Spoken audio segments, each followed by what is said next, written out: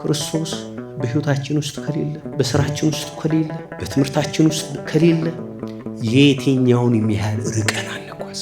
ክርስቶስን ማዕከሉ ያደረገ ጳጳስ፣ ክርስቶስን ማዕከሉ ያደረገ ሰባኪ፣ ክርስቶስን ማዕከሉ ያደረገ መነኩሴ፣ ክርስቶስን ማዕከሉ ያደረገ ምዕመን ሁልጊዜም በህይወቱ ውስጥ ሞቱን ተሸክሞ ነው የሚዞረው። ምንም ቢመጣ ዋጋ ለመክፈል ይዘጋጃል እንጂ ምክንያት አይደለም የሚደረድረው። ኦርቶዶክሳዊነት የህይወት ጉዳይ ነው፣ የተግባር ጉዳይ ነው። ይሄ መከራ ዶፍ የሚወርደው፣ ይሄ ልቂት ዶፍ የሚወርደው እኛ ያልሰራናቸው እኛ ያላደረግናቸው ነገሮች ቢኖሩም እንኳን ተመልከቱ፣ ቤተ ክርስቲያን ሁልጊዜም ቢሆን በመስቀል ላይ ናች። ችግር የሚሆነው ግን እችን ቤተክርስቲያን ከመስቀል እናውርዳት ያልንቀን። ምክንያቱም እያንዳንዳችን ከህይወታችን መስቀሉን አውልቀን ጥለነው። በጣም ነው የምናስመስለው፣ ግን ይታወቋቸዋል። በደንብ ታስተውላላችሁ። የማስመሰል ህይወትን ትክክለኛ ህይወት እኮ አድርገን እኮ ያዝ ነው። በጣም በደንብ ነው እኮ የምንተውነው። አስመስለን ተውነን ከምንኖረው ኑሮ ይልቅ ርቱ የሆነው ኑሮ ኖረን ብንሰደድ፣ ብንራብ፣ ብንጠማ፣ ብንታረዝ ይሻላል። የወንድሞቻችን እልቂትማ የወገኖቻችን ሞትማ የኛው ሞት ነው፣ የኛው ስደት ነው፣ የኛው ለቅሶ ነው፣ የኛው ሐዘን ነው ብለን ከምር መቆም ብንጂ ሁሉ ጌታ ስጋዊ ምኞቱን አስተሳሰቡን ስለ ክርስቶስ ብሎ የሰቀለ ሰው ዘረኛ አይሆንም። በጣም ቤተክርስቲያን የሚጎዷት ሰዎች ምን አይነት ሰዎች እንደሆኑ ታውቃለች? ከምርና ከልብ የሚስጥራት ሱታፌ የሌላቸው ሰዎች ናቸው። የትኛውንም ያህል ብንማር፣ የትኛውንም ያህል ብንዘምር፣ ያን ሁሉ ጉዟችንን ያን ሁሉ መንፈሳዊ ኑሯችንን በስጋውና በደሙ ካላተምነው ከንቱ ነው ድካማችን። እነዛ ሚስጥራት ስለሚያጸኑት፣ እነዛ ሚስጥራት ስለሚጠብቁት ብዙ ፈተና ሊገጥመው ይችላል፣ ብዙ መከራ ሊመጣበት ይችላል። ሚስጥራትን የሚፈጽም ከሆነ ግን እነዛ ሚስጥራት ኃይል፣ ብርታት፣ ጽናት፣ ጸጋ፣ በረከት ሆኖ ያቆዩታል። ሰው ሊከብር የሚችለው ራሱን ዝቅ ሲያደርግ ብቻ። እግዚአብሔር እኮ መሻትህን ያያል። እግዚአብሔርን እኮ ማታለል አይቻልም። የምናምነውን እንጸልያለን፣ የጸለየነውን እናምናለን፣ ያመንነውን ደግሞ ምን እናደርጋለን? እንተገብራለን።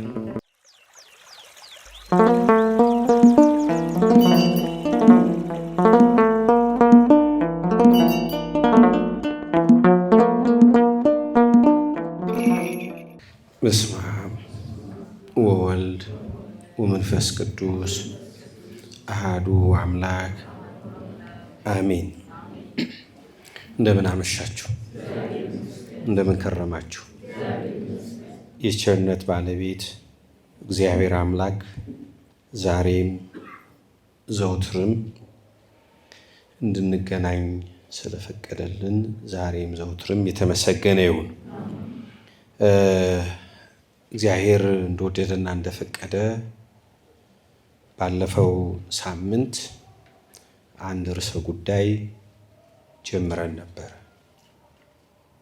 ምን ነበረ ርዕሱ? እስቲ ሳምንት የነበራችሁ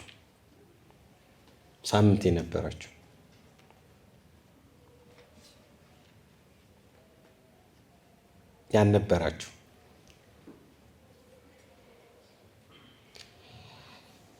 እሺ፣ በባለፈው ሳምንት የትምህርት ክፍለ ጊዜያችን ኦርቶዶክሳዊ ሰው በሚል ርዕስ መነሻነት በክፍል 1 ማለት ነው 4 ንዑሳን አርዕስቶችን አንስተን ተነጋግረን ነበረ። የመጀመሪያው የተነጋገርንበት ርዕሰ ጉዳይ ራሱ በዚህ ርዕሰ ጉዳይ ኦርቶዶክሳዊ ሰው በሚል ርዕሰ ጉዳይ ለምን መማር አስፈለገን ብለን አንስተን የምንማርባቸውን 5 ምክንያቶች ጠቅሰን ነበር።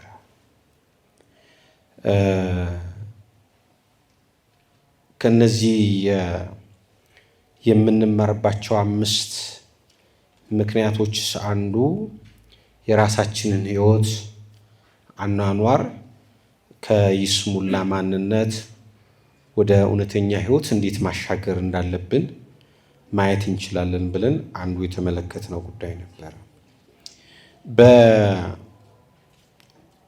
በሁለተኛ ጉዳይነት ያነሳነው የኦርቶዶክሳዊ ሰውን ወይም ኦርቶዶክሳዊ ሰው በትርጓሜ በብያኔ ደረጃ በሁለት ፈርጅ እንደሚከፈል አይተናል። አንደኛው የኦርቶዶክሳዊ ሰው ሁለንተናዊ ትርጓሜው ምንድነው? ኦርቶዶክሳዊ ሰው ስንል ከሁለንተናዊ ትርጓሜ አንፃር ምን ማለታችን ነው ብለን በዚህ ርዕስ ውስጥ ወደ 4 ብያኔዎችን ወይም ትርጓሜዎችን ተመልክተን ነበር። በሁለተኛው ፈርጅ ከኦርቶዶክሳዊ ስርዓታዊ ወይም ደግሞ የስልታዊ ነገረ መለኮት አንፃር ምን ይመስላል የሚለውንም አይተን በዚህ ርዕሰ ጉዳዮች ውስጥም እንደዚሁ ወደ 5 ኦርቶዶክሳዊ ሰው ስንል ምን ማለታችን የሚለውን በ5 ነጥቦች ከፋፍለን ተመልክተናል። ከዛ በመጨረሻ የተመለከተነው የኦርቶዶክሳዊ ሰው ማንነትና ዕውቀት የሚቀዳባቸውን 4 ዋና ዋና ምንጮችን አይተን ነበር።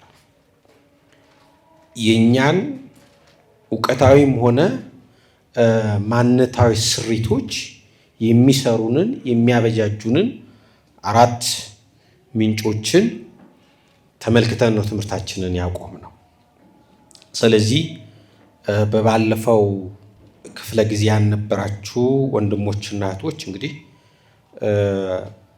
ትምህርቱ እየተቀረጸ እየተለቀቀ ስለሆነ እዛ ላይ ብትመለከቱ የተሟላ ትምህርት ይኖራችኋል ማለት ነው። ስለዚህ ዛሬ የክፍል 2 የትምህርት ጊዜያችንን እንጀምራለን ማለት ነው። የምስጢር ባለቤት እግዚአብሔር አምላክ ምስጢሩን ለሁላችንም ይግለጥልን። ዛሬ የክፍል 2 የትምህርታችን ርዕሰ ጉዳይ የሚሆነው የኦርቶዶክሳዊ ሰው መገለጫ ባህሪያት። እስቲ በሉት፣ በደንብ በሉት። የኦርቶዶክሳዊ ሰው መገለጫ ባህሪያት። በዚህ ርዕስ ውስጥ 2 በጣም መሰረታዊ የሚባሉ ጽንሰ ሐሳቦች አሉት። በደንብ መጀመሪያ ቃሉን እንድትረዱ ስለምፈልግ ነው። የመጀመሪያው ባህሪ የሚል ቃል አለ። ከዛ መገለጫ የሚል አለ። ባህሪ አንድ ሰው ወይም አንድ ነገር ከሌላው ተለይቶ የሚታወቅባቸው ወይም ከሌላው ተለይቶ የሚጎላባቸው ውስጣዊ ባህሪያት፣ ጠባያት ወይም ደግሞ በመንፈሳዊ ሂሳብ ካየነው ደግሞ ካሰላነው ደግሞ መንፈሳዊ ማንነት ማለታችን። ባጭሩ በዚህ አውድ በዚህ ትምህርታችን ባህሪ ስንል ውስጣዊ ማንነትን ይህን ይወክላል። ሁለተኛው መገለጫ ነው። መገለጫ ከውስጥ ያለን ነገር ነው የምናወራው። ከውስጥ ያለው ያ ባህሪ ያለው ማለት ነው። ወደ ውጭ በቃል በተግባር በአኗኗር ተገልጦ የሚታይበት መንገድ ማለታችን ነው። መንገድ ማለታችን ነው። ለምሳሌ ይህን በምሳሌ ላስረዳችሁ። ትህትና ባህሪ ነው። የዚህ የትህትና መገለጫው ወይም መታያው። ምልክቱ ደግሞ ምን ማለት ነው? ራስን ዝቅ ማድረግ፣ ራስን ማዋረድ። ይሄ ፍቅር ባህሪ ነው። ነገር ግን ይሄ ደግሞ ፍቅር የሚገለጥበት የሚታይበት ደግሞ ምልክት አለ። ሰዎችን ስንወድ፣ ሰዎችን ስንረዳ ይሄ መገለጫ ነው ማለት ነው። ባጭሩ መገለጫ ባህሪያት ስንል በውስጥ ያለ መጥፎም ሊሆን ይችላል፣ መልካምም ሊሆን ይችላል። በውስጥ ያለ ባህሪ በቃል፣ በተግባር፣ በህይወት፣ በአኗኗር ተገልጦ ሲታይ ያምን ተብሎ ይባል መገለጫ ይባላል ማለት ነው። አንድ ሰው ክፉ ከሆነ የክፉ መገለጫ ባህሪያት ምናምን ማዕት ነገሮች አሉት። ክፋት አንድ ባህሪ ነው አይደል? አንድ ጠባይ። ያ ክፋት ደግሞ የሚገለጥበት ደግሞ መገለጫ ምልክቶች አሉት። አንድን ሰው ክፉ ነው ምንለው ምኑን አይተን ነው? ወይ ጨካኝ ሲሆን ወይ የሆነ ነገር ሲያደርግ ማለት ነው። ልክ እንደዚሁ ተመልከቱ። አንድ ኦርቶዶክሳዊ ሰው መሆኑ ተለይቶ የሚታወቅባቸው ምን አሉት ማለት ነው? መገለጫ ባህሪያት አሉት ማለት ነው። ኦርቶዶክሳዊነት የስርዓት ጉዳይ ብቻ አይደለም። ኦርቶዶክሳዊነት የአስተምሮ ጉዳይ ብቻ አይደለም። ተመልከቱ። ኦርቶዶክሳዊነት የህይወት መንገድ። ያ ህይወት ደግሞ ምንድነው? የሚታይ፣ የሚዳሰስ፣ የሚጨበጥ፣ የሚተገበር። እዚህ ነው በኦርቶዶክሳዊት ቤተክርስቲያን የምናምነውን እንጸልያለን፣ የጸለየነውን እናምናለን፣ ያመንነውን ደግሞ ምን እናደርጋለን? እንተገብራለን። ኦርቶዶክሳዊነት ንድፈ ሐሳባዊ አይደለም። ተመልከቱ። ቴዎሬቲካል የሆነ ጉዳይ ብቻ አይደለም። ኦርቶዶክሳዊነት ምን ይፈልጋል ማለት ነው? ተግባራዊ ህይወትን፣ ተግባራዊ አኗኗርን። እንዘምራለን፣ እንሰብካለን። ያ የምንዘምረው፣ ያ የምንሰብከውን፣ ያ የምንቀኘውን የምንለውን ነገር ደግሞ በምን መተግበር አለበት? በህይወት በተግባር ደግሞ ተተርጉሞ መታየት አለበት ማለት ነው። ከተግባር የተለየ ከድርጊት የተለየ ከስራ የተለየ ኦርቶዶክሳዊ ማንነት የለም። ሁልጊዜ ኦርቶዶክሳዊነት ከምን ጋር የተቆራኘ ነው? ከድርጊት ጋር፣ ከስራ ጋር። ይሄ እኮ ራሱ የቤተክርስቲያናችን እኮ ትምህርቶች ሁሉ እኮ የሚያሳዩን ይህንን ነው። ተመልከቱ። ይህ ሰይጣ የትምህርት መንገዶች ተመልከቷቸው። አንድ ሰው ቅዳሴ ይማራል። ግን ቅዳሴ ተምሮ የቅዳሴ ዕውቀት ብቻ ይዞ አይደለም የሚቆየው። አያችሁ፣ ቤተ መቅደስ ውስጥ ገብቶ ምን ይላል? ይቀድሳል፣ ያስቀድሳል። አንድ ሊቅ ቅኔ ይቀኛል። ተመልከቱ። ቅኔ ይማራል። ቅኔውን ተምሮ ግን በእውቀት ብቻ አይደለም ይዞት የሚቀመጠው። ምን ያደርጋል? ቤተ መቅደስ ውስጥ ገብቶ ደግሞ ምን ይቀኛል? ድጓውን ይማራል፣ ጾመ ድጓውን ይማራል። ይሄ ሁሉ ተመልከቱ የሚያሳየን የሚነግረን ኦርቶዶክሳዊነት የህይወት ጉዳይ ነው፣ የተግባር ጉዳይ ነው። አውቀን ተራቀን ምን የምንለው ጉዳይ አይደለም ማለት ነው። ስለዚህ አንድ ሰው ኦርቶዶክሳዊ ሰው ነው የሚባለውና ኦርቶዶክሳዊ ሰው መሆኑ ተመልከቱ። ኦርቶዶክሳዊ ሰው ካልሆነው ብቻ እኮ አይደለም። ተመልከቱ።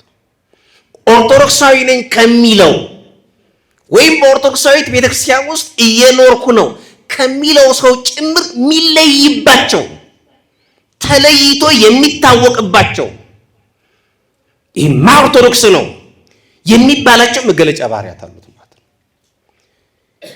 የኦርቶዶክሳዊ ሰው መገለጫ ባህሪያት አንዱ መገለጫ ባህሪ ክርስቶስን የህይወቱ ማዕከል ማድረጉ ነው። ሲነገሩ ምን የህይወቱ ማዕከል ያደረገ ነው። አያችሁ፣ የኦርቶዶክሳዊት ቤተክርስቲያን ራሷ አዳኟ ማን ነው? ክርስቶስ። እሱ ኦርቶዶክሳዊት ቤተክርስቲያን ምኑ ነች? ለክርስቶስ ተመልከቱ። ምኑ ነች? አካሉ። የቤተክርስቲያን የኦርቶዶክሳዊት ቤተክርስቲያን ተመልከቱ፣ አካልነት የሚመነጨው ከክርስቶስ ራስነት ነው። ራስነቱ ገዥነት አይደለም። ራስነቱ ጨቋኝነት አይደለም። የክርስቶስ ራስነት በመስዋዕት ላይ ራሱን መስዋዕት ተቀባይ ራሱን መሰዊያ አድርጎ ተመልከቱ። በመልዕልተ መስቀል ተሰቅሎ ስጋውን ቆርሶ ደሙን አፍስሶ ጥልቅ ፍቅሩን ገልጦ ነው ያከበራት። አያችሁ ቤተክርስቲያን። ስለዚህ ቤተክርስቲያን የክርስቶስ አካል ነች። ተመልከቱ፣ የአካላዊቷ ቤተክርስቲያን እኛ ደግሞ ምንድን ነው? አካሎች ነን። ተመልከቱ፣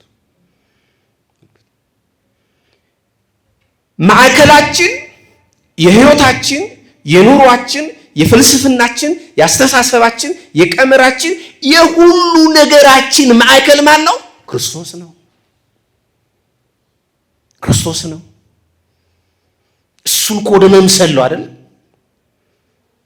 እሱን ወደ መምሰል ነው የምንጋደለው። ኦርቶዶክሳዊ ሰው የኔ ብቻ የሚለው ህይወት የለው። የኔ ብቻ የሚለው ያ ህይወቱ ያ አኗኗሩ ማንን መግለጽ አለበት?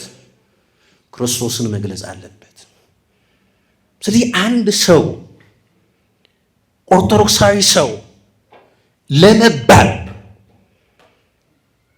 ህይወቱን፣ ኑሮውን፣ ንግግሩን፣ ፍልስፍናውን፣ አስተሳሰቡን ሁሉ ክርስቶስን ማዕከል ያደረገ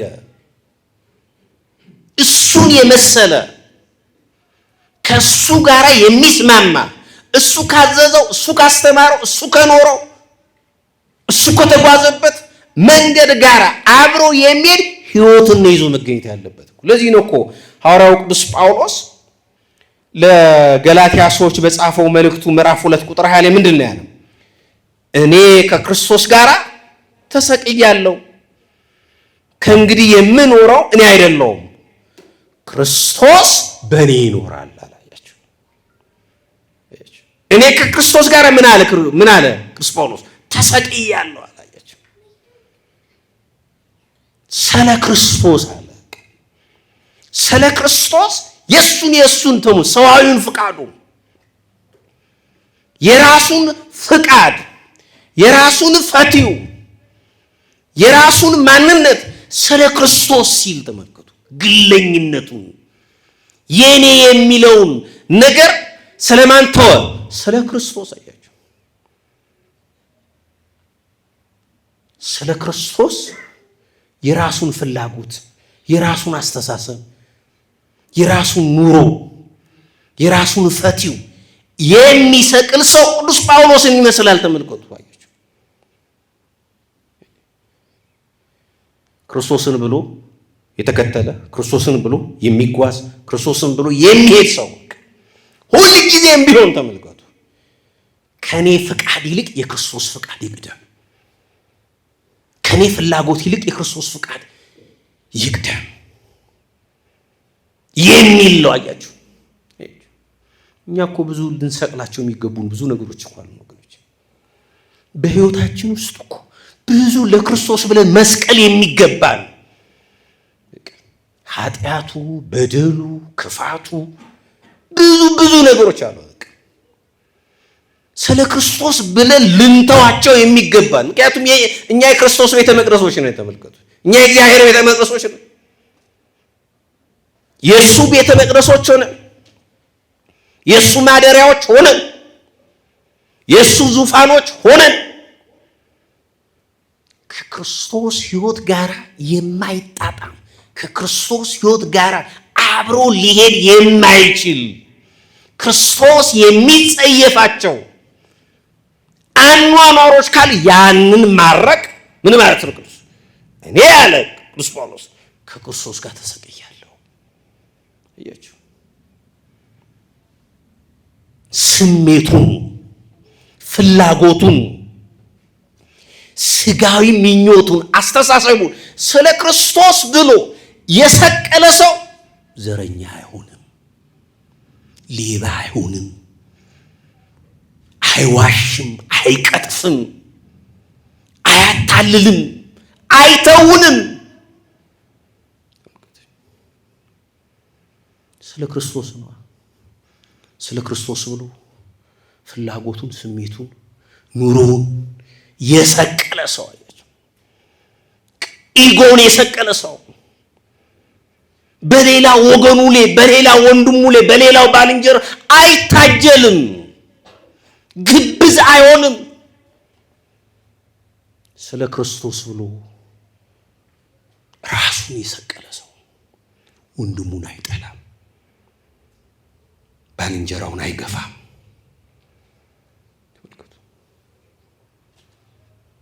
የባልንጀራውን ቤት፣ የባልንጀራውን ሕይወት አጎሳቁሎ፣ የባልንጀራውን ኑሮ አፍርሶ ንዶ የራሱን ቤት ለመገልባት አይተጋም።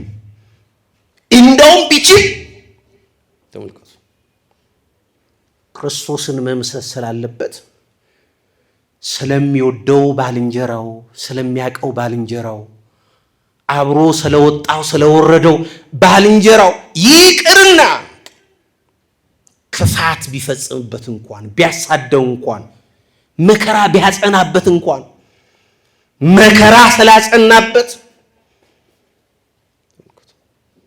ችግር ስላጸናበት ወንድሙ ሳይቀር ዋጋ የሚከፍል ነው። ይህን ለማድረግ ማለት ራሱን ስለ ክርስቶስ የሰቀለ መሆን መቻል አለበት። ብዙዎቻችን ፍላጎቶቻችንን፣ ስሜቶቻችንን፣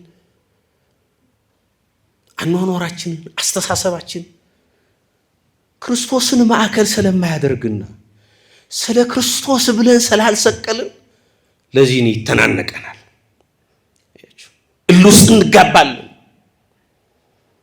እሱማ እንዲህ ብሎኝ፣ እሷማ እንዲህ ብላኝ፣ እኔ ካልመለስኩላት ብዙ ውስጥ ነው የምንገባው።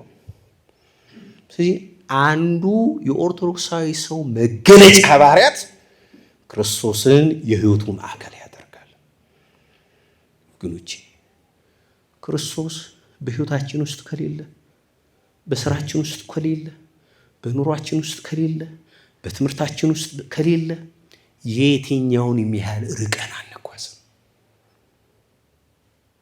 የትኛውንም ያህል ጥበብ ብንጠበብ፣ የትኛውንም ያህል የእውቀት ማማ ጥግ ላይ ብንደርስ ክርስቶስ በሕይወታችን ከሌለ ያ እውቀት፣ ያ ፍልስፍና፣ ያ እኛ የምንመካበት ነገር መርዝ ሆኖ ነው የሚጨርሰን፣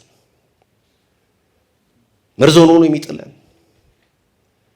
እዚህ ክርስቶስን ማዕከል ማድረግ። ለዚህ ነው እኮ ተመልከቱ፣ አንዲት ቅድስት ኩላዊት ሐዋርያዊት የምንላት ቤተክርስቲያናችን ነው። በሁሉ ነገሯ ተመልከቱ፣ በሁሉ ነገሯ ክርስቶስን ማዕከሏ ስላደረገች ተመልከቱ፣ ስላደረገች እኮ ክርስቶስ የሆነውን ነው እየሆነች ያለችው። ይህ መከራ ዝም ብሎ የሚመጣ ይመስለናል። ይህ መከራ ዶፍ የሚወርደው፣ ይህ እልቂት ዶፍ የሚወርደው እኛ ያልሰራናቸው እኛ ያላደረግናቸው ነገሮች ቢኖሩም እንኳን ተመልከቱ፣ ቤተክርስቲያን ሁልጊዜም ቢሆን በመስቀል ላይ ናች። ሁልጊዜ ችግር የሚሆነው ግን እቺን ቤተክርስቲያን ከመስቀል እናውርዳት ያልን ቀን ነው። ምክንያቱም እያንዳንዳችን ከህይወታችን መስቀሉን አውልቀን ጥለነዋል። ከሊቅ እስከ ደቂቅ ጳጳስ የለ፣ መነኩሴ የለ፣ ዘማሪ የለ፣ ሰባኪ የለ፣ ባህታዊ የለ፣ ማን ቀረ?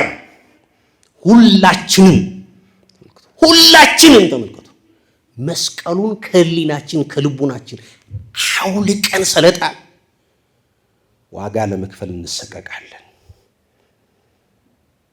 መከራ ለመቀበል እንሰቀቃለን።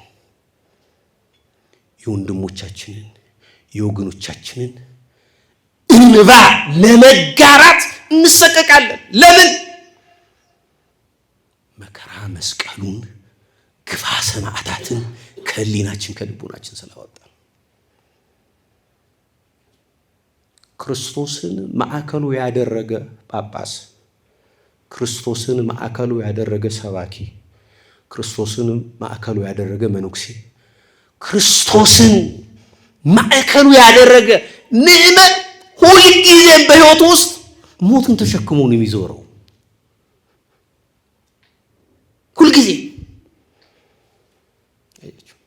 ሁልጊዜ ተሸክሞ ነው የሚኖረው። ስለዚህ ምንም ቢመጣ ያን ዋጋ ለመክፈል ይዘጋጃል እንጂ ምክንያት አይደለም የሚደረድረው። ግን እኛ ምንድን የምናደርገው ጀስቲፋይ ምክንያት። ስለዚህ አንድ ሰው ኦርቶዶክሳዊ ነኝ የሚል ከሆነ በህይወቱ በኑሮ በአጠቃላይ ክርስቶስን ማዕከል ማድረግ ይጠበቅበታል። ሁለተኛው የኦርቶዶክሳዊ ሰው መገለጫ ባህሪ ርቱዕነት ነው። ምንድን ነው? ንገሩኝ። ርቱዕነት ነው፣ ቀጥተኝነት ነው፣ እውነተኝነት ነው። ተመልከቱ። ምክንያቱም ኦርቶዶክሳዊ መሰረተ እምነት፣ ስርዓተ አምልኮ፣ ትውፊት ምንድን ነው? ርቱዕ ነው። ተመልከቱ። በዚህ ምንም ጥርጣሬ እንዳይገባችሁ። ተመልከቱ። እኛ የምናምነው እምነት፣ እኛ የቆምንበት መሰረተ እምነት፣ ስርዓተ አምልኮ ይችን ታክል አደፍ ጉዱፍ ነቅ የሌለው ነው። ተመልከቱ። ስለዚህ አንድ ኦርቶዶክሳዊ ሰው በሚያምነው ኦርቶዶክሳዊ መሰረተ እምነት፣ ስርዓተ አምልኮ፣ ትውፊት ላይ የጸናና ርቱዕ የሆነ እምነት ያስፈልገዋል። ተመልከቱ። እምነቱ ትክክል ነው። እምነቱ ቀጥ ያለ ነው። ተመልከቱ። ስናምነው ደግሞ ያ የምናምንበት ህሊናችን ደግሞ ምን መሆን አለበት? ርቱዕ መሆን አለበት። ባረታ ጭንቅላት ተመልከቱ፣ ርቱዕ ባልሆነ ትክክል ባልሆነ ባልቀና አእምሮ የምናምነው እምነት አይጠቅመንም። እምነቱ እኮ ትክክል ነው። ተመልከቱ። ለምን ይመስላችኋል? ብዙ ሰው ብሉያት ተምሮ፣ ሐዲሳት ተምሮ፣ መጽሐፈ ሊቃውን ተምሮ ተራቆ 40 ዓመት 20 ዓመት 10 ዓመት 5 ዓመት ተምር ያለው ቤተክርስቲያኒቷን ጠንቅቄ አውቃታለሁ፣ እኔ እኮ አዲስ ኪዳን የተማርኩ ነኝ፣ እኔ እኮ ብሉይ ኪዳን የተማርኩ ነኝ፣ መጽሐፍተ ትርጓሜ የተማርኩ ነኝ፣ ድጓውን ጾመ ድጓውን ብሉያቱን የተማርኩ ነኝ እያለ የሚክደው ለምን ይመስላችኋል? ለምን ይመስላችኋል? ጉዳዩ የእውቀት ጉዳይ፣ የእውቀት እጥረት ገጥሞት ነው እንዴ? አይደለም። ርቱዕ የሆነውን ኦርቶዶክሳዊ መሰረተ እምነት፣ ስርዓተ አምልኮ፣ ትውፊት ርቱዕ በሆነ አእምሮ ስላልተቀበለው ርቱ በሆነው ኦርቶዶክሳዊ መሰረተ እምነትና ስርዓተ አምልኮ አረዳር ስላልተረዳው ነው። አያችሁ። ስለዚህ ርቱ በሆነች ኦርቶዶክሳዊት ቤተክርስቲያን ውስጥ ርቱ በሆነው መሰረተ እምነት ብቻ መኖር በቂ አይደለም ማለት ነው። ስለዚህ ምን ያስፈልጋል? የረታ ጭንቅላት ያስፈልጋል። ያን ርቱ የሆነው ኦርቶዶክሳዊ አስተምሮ የምንረዳበት የምንገነዘብበት አረዳድ ያስፈልገናል ማለት ነው። እስቲ ለምን ይመስላችኋል? ብዙን ጊዜ እለዋለሁ እስካሁን እኔ እስከማውቀው አሁን ድረስ እዚህ ዘመን ድረስ የመናፍቃን ምላሽ የሚባል ትምህርት አለ። በጣም ይገርመኛል። ሁሌ በጣም ስለሚገርመኝ ነው ሁሌ ማለት ነው። ትምህርቱ ከዛሬ 30 ዓመት ነበረ፣ ከዛሬ 20 ዓመትም ነበረ፣ አሁንም አለ። በርካታ እኮ መጽሐፍ ተጽፏል፣ በርካታ ምላሽ ተሰጥቷል። ጥያቄዎቹ ያው እነዛው ጥያቄዎች ናቸው። ተመልከቱ። በጣም የሚገርመኝ ምንድን ነው ይሄው ነው ስንል ተመልከቱ። የኛ አእምሮአዊ ስሪት የኛ ስነ ልቡናዊ ውቅር የረታ ስላልሆነ በረታ አእምሮ በረታ ጭንቅላት ስላልተቀበለው ይሄ አንዱ ነው። ወገኖች ርቱነት ይሄ ነው አንዱ። በሌላ መልኩ አንድ ኦርቶዶክሳዊ ሰው ርቱ ነው የሚባለው ከመሰረቱ ብቻ በአኗኗሩም ተመልከቱ። በኑሮም ቀጥ ያለ ዥዋዥዌ የማይጫወት ለአንዱ ሌላ የሚል ሌላው ሌላ የሚል በጓዳ ሌላ የሚል በሚዲያ ሌላ የሚል የሰዎችን ፍላጎት ስሜት እያጠና ለነሱ የሚስማማ ነገር የሚናገር አይደለም ኦርቶዶክሳዊ ሰው። ተመልከቱ። በጓዳም በፊት ለፊትም በሚዲያም ከሚዲያም ጀርባ የሚናገረው ያቺኑ የረታችሁን ቀጥ ያለችውን ትክክለኛ እውነት ነው የሚናገረው። ይህ ዘመን ግን ማስመሰል ይበዛበት። በጣም ነው የምናስመስለው፣ ግን ይታወቋቸዋል። በደንብ ታስተውላላችሁ። የማስመሰል ህይወትን ትክክለኛ ህይወት እኮ አድርገን እኮ ያዝ ነው። በጣም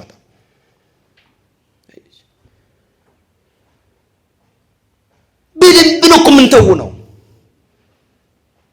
እኔ እንደው ይቅርታ አድርጉልኝ ብሔራዊ ቲያትርና ወይ በየቲያትር ቤቱ ከሚሰሩ ከሚተውኑ ተዋናያን በጣም የምንበልጥ ተዋናያን እኛ ነን። በእውነት ማስታወቂያ እንደውም አምጥቶ መለጠፍ ያለበት ቤተክርስቲያን አካባቢ ነው። ቲያትር ቤቶቻችን አምጥቶ መለጠፍ ያለባቸው እኛ በደንብ ነው የምንተው ነው። አንዱ ሰው እኮ 9 ይሆናል። እንዲህ ሰው አንድ ሰው እንዴት 10 ሰው ይሆናል?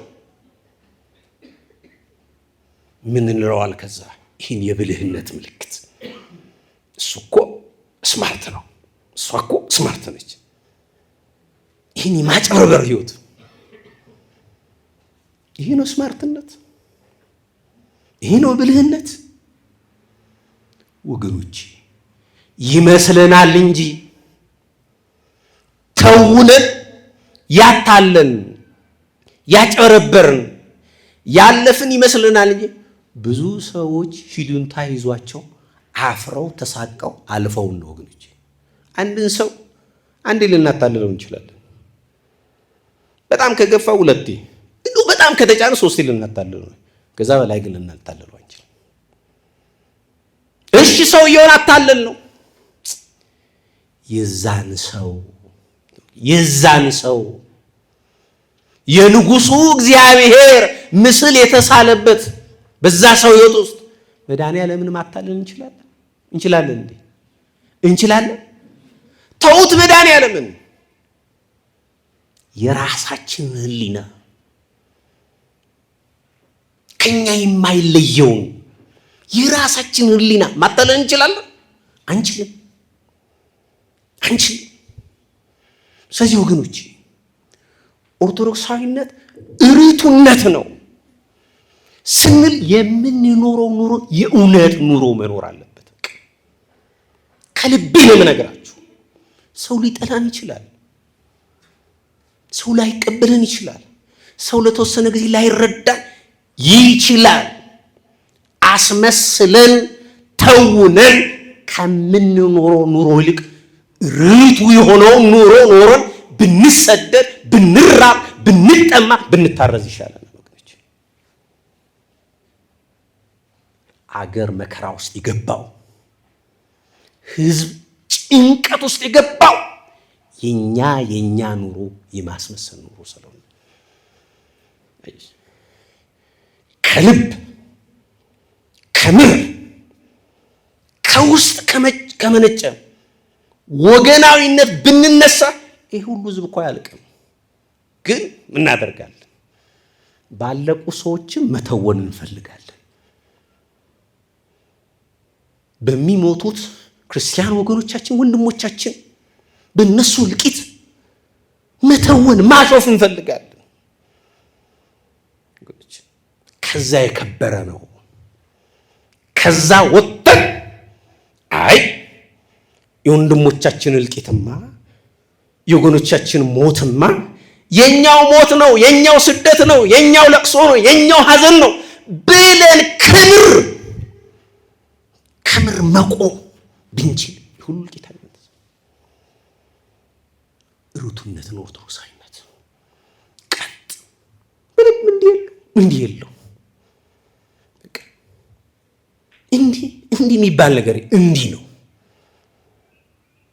ይሄ እውነት ስለሆነ የምነግራችሁ። ይሄ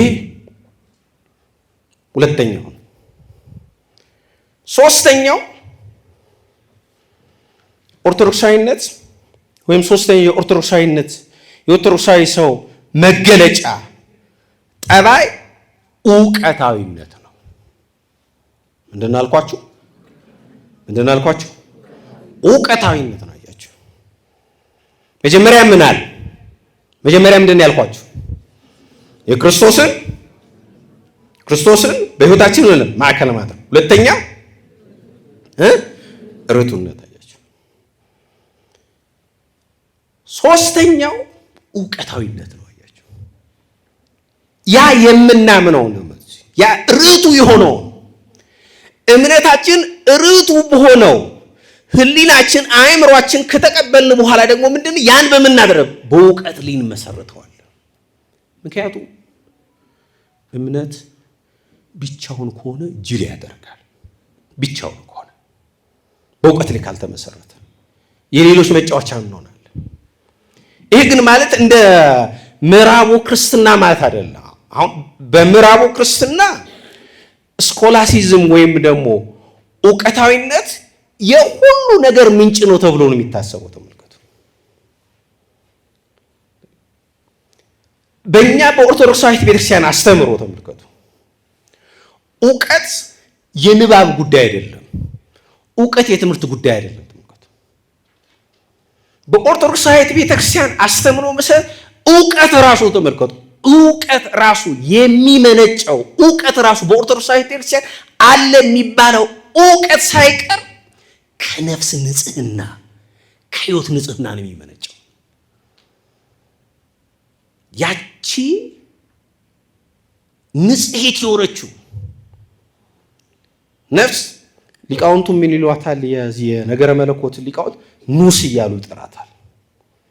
የነፍስ አይን ወይም አይነ ልቦና ይሏታል ማለት። ያቺ አይነ ልቦና የነፍስ አይን ከእግዚአብሔር ጋር በቀጥታ የምታገናኘን ነች። ከእግዚአብሔር ጋር የምንገናኝባት ነች። ኃጢአት ስንሰራ ስንበድል ደግሞ ያቺ ተመልከቱ፣ ያቺ የነፍስ አይን ትቆሽሻለች፣ ታድፋለች። ከእግዚአብሔር ጋር እንዳንገናኝ እንሆናለን። ንስሐ ገብተን ደግሞ ተጸጽተን ንስሐ ገብተን ሚስጥራትን ስጋው ደግሞ ስንቀበል ደግሞ ያቺ ደግሞ የነፍስ አይን ደግሞ ምን ትሆናለች? ትጠራለች፣ ትበራለች። ያን ሰዓት ከእግዚአብሔር ጋር እንገናኛለን። ያቺ ነች ዕውቀት። ይሄ ሶስተኛው። አራተኛው የኦርቶዶክሳዊ ሰው መገለጫ ባህሪ ትህትና ነው። ምንድነው አልኳችሁ? ትህትና ነው። ትህትና ሁለት መልክ ነው ያለው፣ ሁለት ገጽታ አለው። ትህትና በአንድ በኩል ራስን ምን ማድረግ ነው ብያቸዋለሁ? ዝቅ ማድረግ። በሌላ መልኩ ደግሞ ምን ማድረግ ነው? ተመልከቱ፣ ሌላውን ማክበር ነው። አያችሁ፣ ራሳችን ምን እናደርጋለን? ዝቅ እናደርጋለን። በአንጻሩ ደግሞ ምን እናደርጋለን? ሌላውን ደግሞ እናከብራለን። ቅዱስ ያዕቆብ በመልእክቱ ምዕራፍ 4 ቁጥር 6 ላይ ምንድን ነው ያለው? እግዚአብሔር ይላል። ምን ይላል? እግዚአብሔር ትዕቢተኛን ይቃወማል። መልከቱ ካለ በኋላ ምን ይላል? ለትሑታን ግን ምን ይሰጣል አለ? ጸጋን ይሰጣል አለ። አያችሁ፣ ትዕቢተኛን ምን ይላል? ይቃወማል። ለትሑታን ግን ምን ይሰጣቸዋል አለ? ምን ይሰጣቸዋል? ጸጋን ይሰጣቸዋል። ይሄን ቅዱስ ዮሐንስ አፈወርቅ ሲተረጉመው ምን አለ? ትህትና የሁሉም በጎ ስራዎች ስር ነው። ኩራት ወይም ትዕቢት ግን የመንፈሳዊ ውድቀት ምንጭ ነው አላየችው። ትህትና አለ የምንድን ነው አለ? የበጎ ስራዎች ሁሉ መሰረት ነው፣ ስር ነው አለ። ትዕቢት፣ ኩራት ግን የመንፈሳዊ ሕይወት ምንድን ነው አለ? ውድቀት፣ ድቀት ነው አለ። ትህትና ጸጋ እግዚአብሔርን ያሰጠናል። ትዕቢት፣ እብሪት፣ ኩራት ያችሁ ያለችውን ጸጋ እግዚአብሔር ያስነጥቃል። ይሄ እኮ በሕይወታችን እኮ ያየነው ነው ወገኖች። ሰዎች በጣም የሚጠብቱ ከሆነ፣ በጣም ትዕቢተኞች ከሆኑ፣ ጸጋ እግዚአብሔር እየራቃቸው ዮሐንስ ደማስቆ እንዳለው ልባቸው ከእግዚአብሔር ትርቃለች። አያችሁ፣ ትዕቢተኞች ልባቸው ከእግዚአብሔር ትርቃለች፣ ከሰይጣን ጋር ይዋደዳሉ ይላል። ይህን ዮሐንስ ደማስቆ ነው ያለው። ትዕቢት ክፉ ነው ወገኖች። ትህትናን የመሰለ ነገር የለም። ግን አንዳንዴ ደግሞ ምን አለ መሰላችሁ? ትሁት መስሎ በትህትና ውስጥ ደግሞ የተሸሸጉ ምኖች አሉ። በጣም ትንሽ ትዕቢቶች አሉ አይደል? አንዳንዴ እንዲህ ነው የምንለው፣ አውቀናል ነቅተናል ብለን ስናስብ ምንድን ነው የምንለው? አይ ካንተ ባላቅም ካንቺ ባላቅም ብለን ግን ምንድን ነው የምንለው? ማብራራቱን እንቀጥላለን። ታዲያ ካላወቅኩ ለምን ታብራራዋለህ? እዛች ውስጥ ምን አለች? አደገኛ ትዕቢት አለ። አንዳንዴ ትህትናን እንደ ተውኔት አድርገው የሚያቀርቧል ወገኖች። ትህትና የሚታይ ጌጥ ነው። የኛ እኮ በጣም ከመበላሸታችን የተነሳ እኮ ግራ ሰው እስኪጋባ ድረስ ትሁት አይደለንም።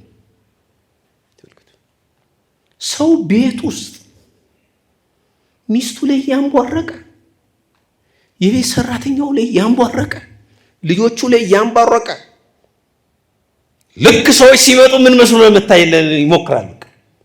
ትሁት መስሎ ለመታየት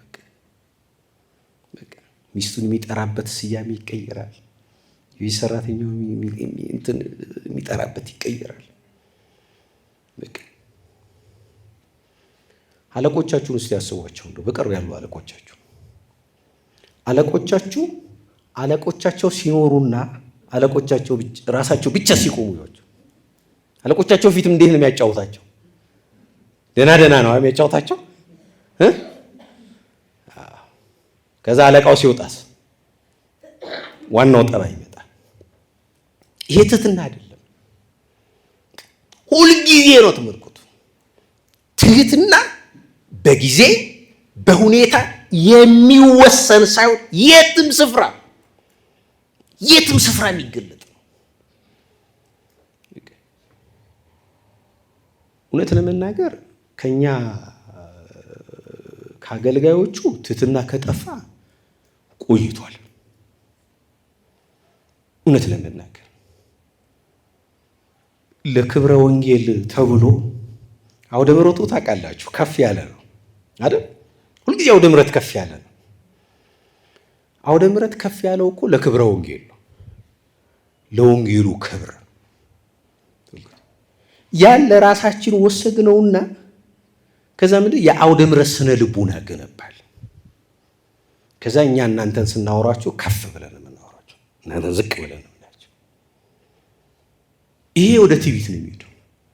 ይሄ አለበቃ ብሎን ደግሞ አሁን ይሄ አለበቃም ብሎ ደግሞ ትልልቅ መቀመጫዎች ደግሞ እንደረድራለን። ተቀምጣችሁ ስለማታውቁ እኔ ተቀምጬ አውቃለሁ። ምቾት የላቸውም። የሚገርማችሁ ወገኖቼ ወንበር ቢተልቅ፣ ካባ ቢደረብ፣ ጥምጥም ቢጠመጠም ከውስጥ ከምር የመነጨ ትሁት ስብዕና ከሌለ ያቺ የምንናፍቃት ክብር እንድች እያየናት እየናፈቅናት እንኖራለን እንጂ አንከብራትም። ሰው ሊከብር የሚችለው ራሱን ዝቅ ሲያደርግ ብቻ ነው። እግዚአብሔር እኮ መሻትህን ያያል። እግዚአብሔርን እኮ ማታለል አይቻልም። ትልቅ ወንበሮች ላይ ስለተቀመጥን፣ ትልቅ አውደ ምሕረቶች ላይ ስለተቀመጥን፣ ልዩ ልዩ የስም ድሪቶ ስለደረትን በምን ተአምር ክብርን አናገኝም? ወገኖች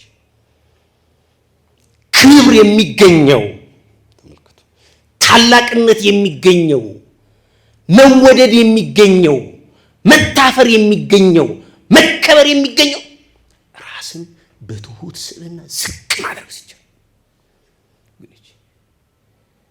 እናንተም በሕይወታችሁ ይህን ማድረግ ያለባችሁ። የትም ቦታ ሆኑ፣ ከማንም ጋር ተነጋገሩ፣ በትህትና ያ ትህትና ማስመሰል አይደለም፣ ከምር ከውስጥ የመነጨ ሊሆን ይገባዋል ማለት ነው።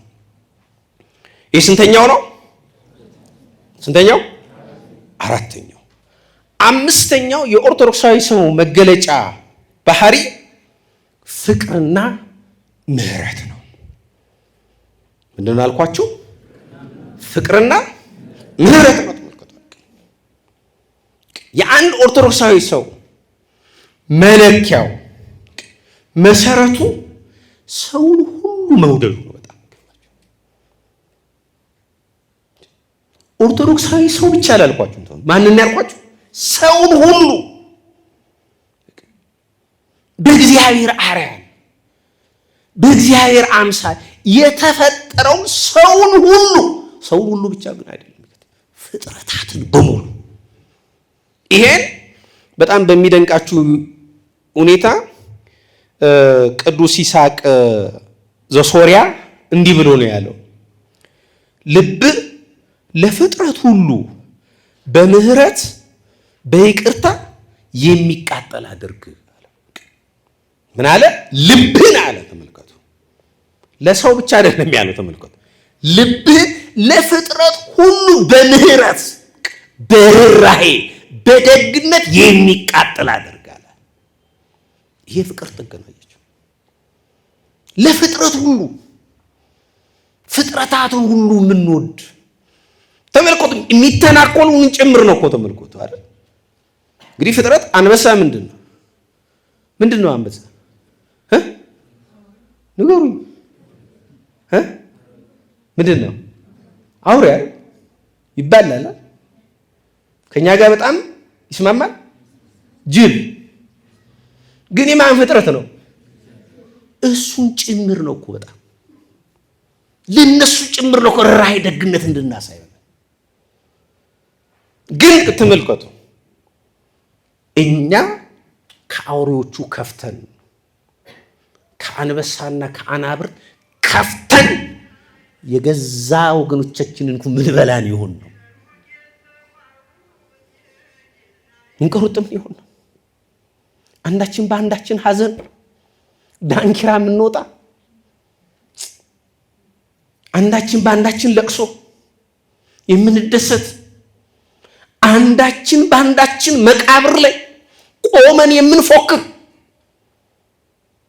አንዳችን በሌላችን ሞት፣ እልቂት፣ ስደት ቤታችን የምንሰራ ጨካኝ ይሆን ነው? ይህ ኦርቶዶክሳዊ ሰውታዊ አይደለም።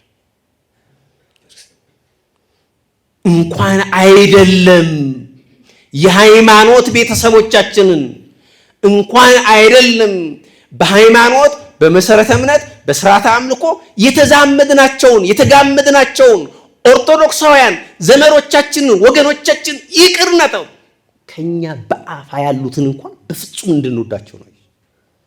በፍጹም እንድንወዳቸው ምንድነው ያለው ወንጌል? ተመልከቱ። በዮሐንስ ወንጌል ምዕራፍ 13 ቁጥር 34 ላይ ምንድነው ያለው? ራሱ ባለቤት ምንድነው ያለው? ምንድነው ያለን ጌታ? ተመልከቱ። እርስ በርሳችሁ ተዋደዱ። ተመልከቱ። ካለ በኋላ ምን አለ? እኔ እንደወደድኳችሁ እርስ በርሳችሁ ተዋደዱ አለ። ክርስቶስ እንዴት ነው የወደደን? እንዴት ነው የወደደን? እንዲሁ እያችሁ ክርስቶስ እንዲሁ ነው የወደደን። ተመልከቱ። ፕሪኮንዲሽን የለም የክርስቶስ ፍቅር ላይ። ተመልከቱ። ይሄን ስታደርጉ፣ ይሄን ስትፈጽሙ፣ ይሄን ስታሟሉ ወዳችኋለሁ አይደለም፣ እንዲሁ ወደደን ነው አይደል የሚለው መጽሐፉ። እንዲሁ መውደድ ብቻ እኮ አይደለም፣ መውደዱን ተመልከቱ። መውደዱን ከልዕልና ከሰማያ ሰማያት ወርዶ የባሪያውን ሥጋ ለብሶ በምድር ላይ ተንከራቶ ወጥቶ ወርዶ ተሰዶ ተገርፎ ተሰቅሎ ሥጋውን ቆርሶ ደሙን አፍስሶ ነው መድኃኒዓለም ጥልቅ ፍቅሩን ይገልጥልን። እንዲሁ ነው ያለው። ታዲያ ወገኖቼ እኛ የምንወደው መውደድ እንዴት ነው? እኛ ፍቅር እንዴት ነው? ተመልከቱ። ያለን ይሄን ነው። አንድ ኦርቶዶክሳዊ ሰው ሌላውን ሊወደው የሚገባው እንዲሁ ነው ወገኖቼ።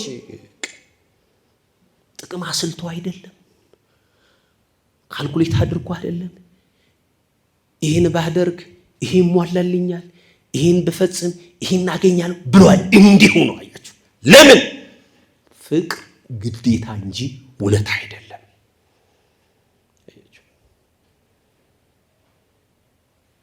አንድ ሰው ጥሩ ነገር ስላደረገን ጥሩ ነገር የምናደርግ፣ አንድ ሰው ክፉ ነገር ሲያደርግ ክፉ የምናደርግ ሆነ ይሄ ፍቅር አይደለም። ክፉም እየተደረገብን ነው እኮ ተመልከቱ። ክፉ ነገር ሁሉ እየተፈጸመብን ሁሉ ነው እንድንወድ የተደረግነው። ተመልከቱ። እንድንወድ የታዘዝነው። ተመልከቱ። በቅድመ ሁኔታ አይደለም።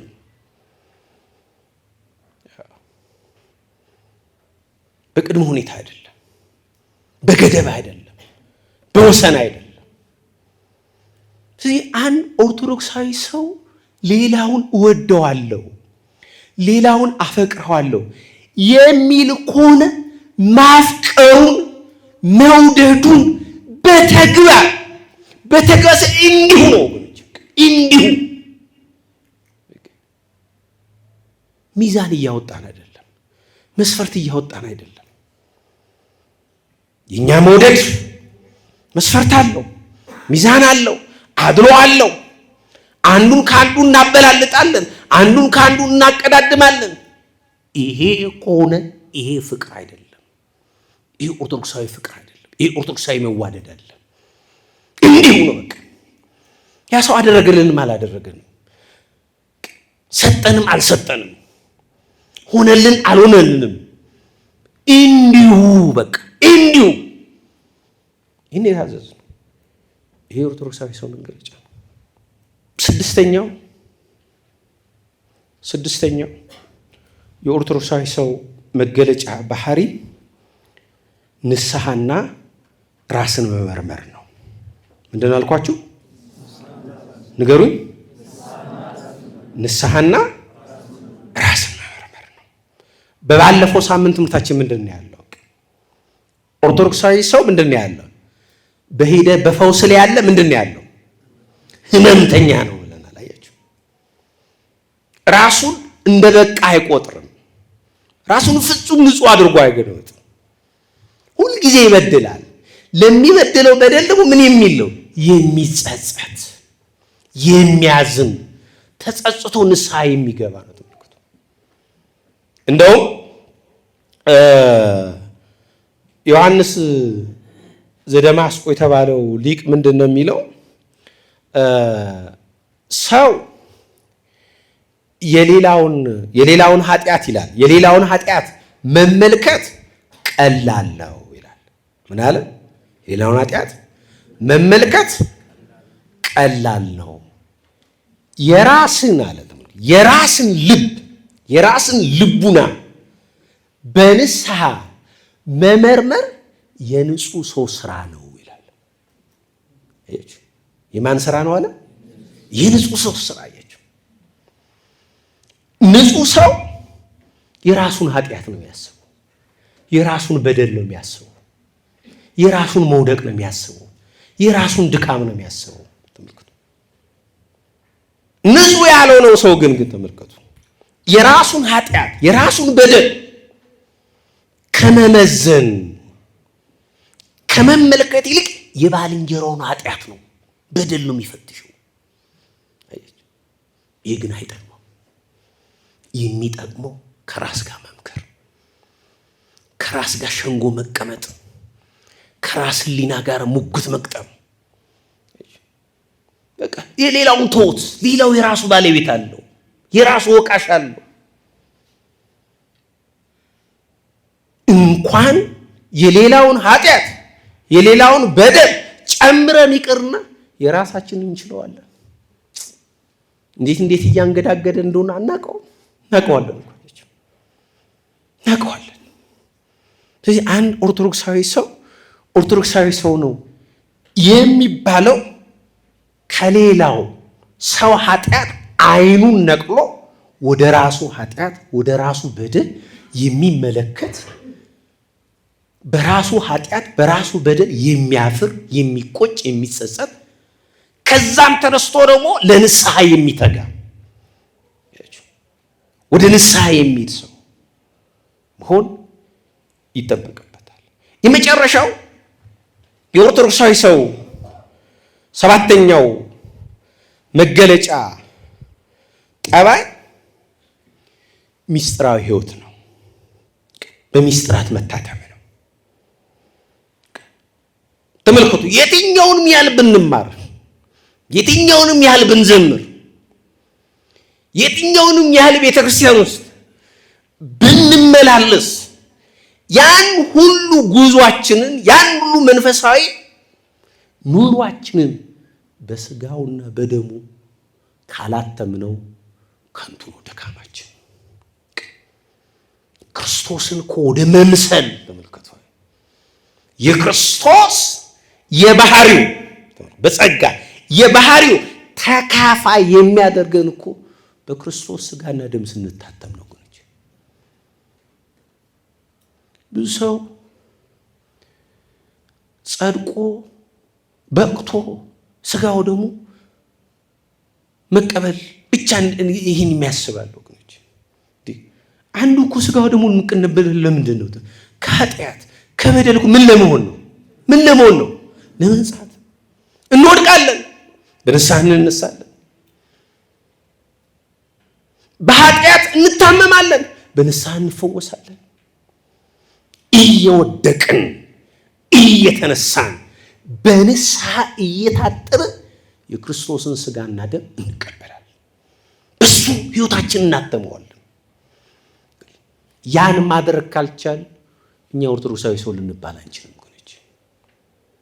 ለምን ይመስላችኋል? ብዙውን ጊዜ በደንብ አስተውላችሁ ከሆነ ብዙውን ጊዜ በጣም ቤተክርስቲያን የሚጎዷት ሰዎች ምን አይነት ሰዎች እንደሆኑ ታውቃላችሁ?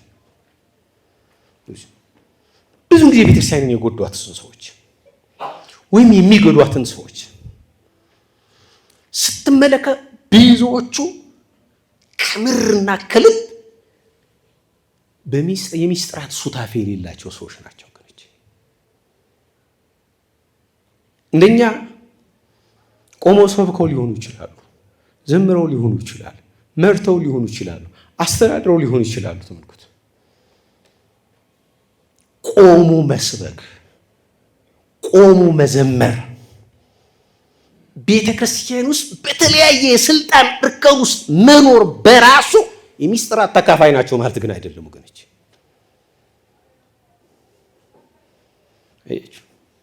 የሚስጥራት ተካፋይነት እንደው በመኖር የሚመጣ አይደለም። ተመልከቱ፣ ከምርና ከልብ ይሰጡ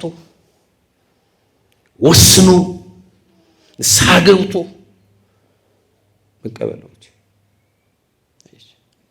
ለስራ የምናደርገው ብቻ አይደለም፣ እዛ ስለቆየን ብቻ የምናደርገው አይደለም።